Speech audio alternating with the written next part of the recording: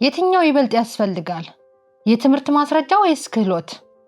ይህ ጥያቄ ብዙ ሰዎች የሚጠይቁት ጥያቄ ነው። በዚህም ቆርጠው ለመወሰን ሲቸገሩ ይስተዋላል። እውነታው ግን በአሁኑ የሥራ ገበያ ውስጥ አንዱን ጥሎ አንዱን አንጠልጥሎ አይቻልም።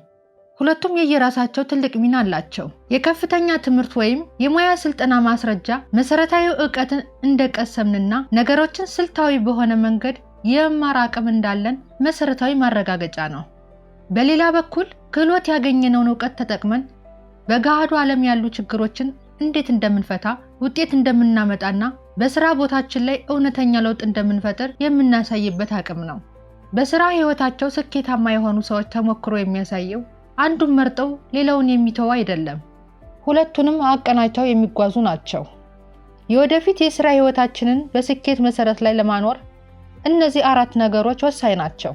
በትምህርት የዕውቀት መሰረት መገንባት፣ በተግባራዊና በዲጂታል ክህሎቶች ራስን ሁልጊዜ ማበልጸግ፣ ለተግባር ልምዳችን ማረጋገጫ የሚሆኑ አጫጭር ስልጠናዎችን ወስዶ ሰርቲፊኬቶችን ማግኘት፣ ሁልጊዜ አዳዲስ ነገሮችን ከመማር አለመቦዘን። ሰው ሰራሽ አስተውሎትና ቴክኖሎጂ የሥራውን ዓለም በፍጥነት እየቀየሩት ባለበት በዚህ ዘመን ሁልጊዜ አዳዲስ ነገሮችን የመማርና ከተለዋዋጭ ሁኔታዎች ጋር የመላመድ ብቃት የዘመናችን ዋነኛው ለውጥ ፈጣሪ አቅም እየሆነ መጥቷል። በመጪው ዘመን የሥራው ዓለም ውጤታማ የሚሆኑ ሰዎች ዕውቀትን፣ ክህሎትንና ተለዋዋጭነትን አቀናጅተው የሚጓዙ ብቻ ናቸው። ለመሆኑ አሁን ላይ በተጨባጭ የሀገራችን ሁኔታ ፈታኙ የትኛው ነው? የትምህርት ማስረጃውን ማግኘት ወይስ ለገበያው የሚመጥን ትክክለኛውን የሥራ ክህሎት ማዳበር? ሐሳባችሁን በኮሜንት አጋሩ።